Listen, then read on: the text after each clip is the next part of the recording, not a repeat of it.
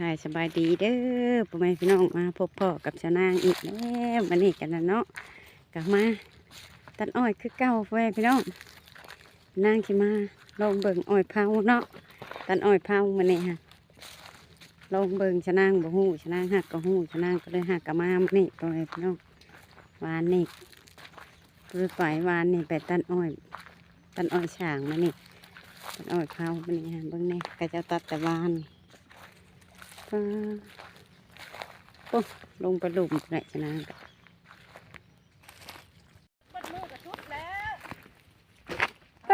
ปุ๊ยังยังเลาะหาบนทางตัดอยู่เพื่อนพี่น้องโอ้ยกีตัดอยู่ใส่แหละเด็ดแท้เด็ดว่าพ่อแม่พี่น้องตาย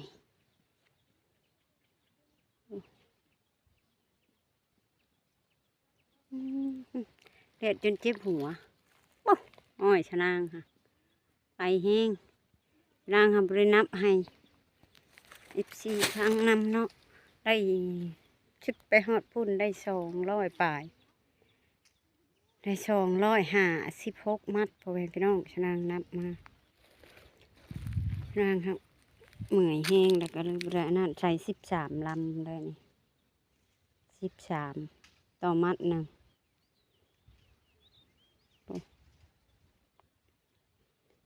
มันแดดแห้งมันก็ได้อ้อยเผามันบ่มีบนบังเลยใบสิมัดยังบ่มีไปหาชอกเอามุงอื่นปึงแดด2 โมงบ่ายแดดแห้ง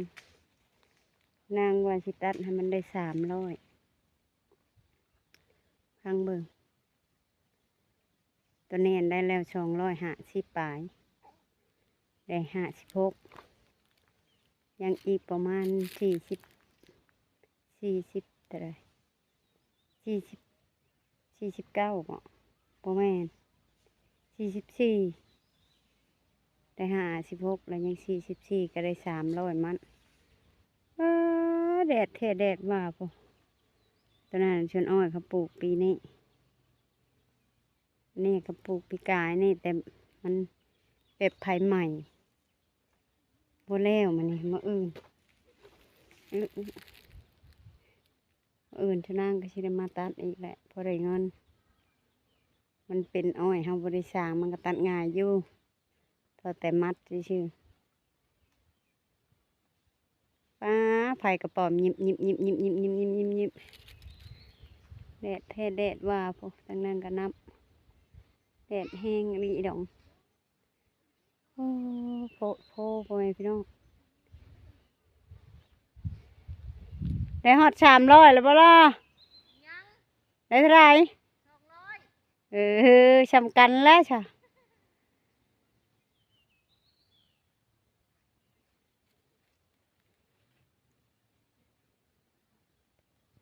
กับประมาณอยู่3 โมงกว่าชะนางก็จะได้เมื่ออีกนี่เมื่อหางัวเพราะว่าชะนางปล่อยลูกมันแม่มันละผูกไว้ให้แข้งน้อยเพิ่นเอาน้ำให้กินจักเอากินหรือบ่แหละมาแต่โรงเรียนแหละชะนางว่าเอาน้ำให้งัวกินในเด้อว่ะเพราะว่าชะนางผูกเมียนในตารางเนาะพ่อแม่พี่น้องมันก็บ่เอาน้ำให้กินก็พอแห้งอยู่ดอกชะนางไปหาเพื่องมาไว้อยากมาตัดอ้อยเผาแหละพอได้เงินเพราะว่าอ้อยเผาก็มัดละ1,000 กีบอ้อยช่างก็ยังมัด1,200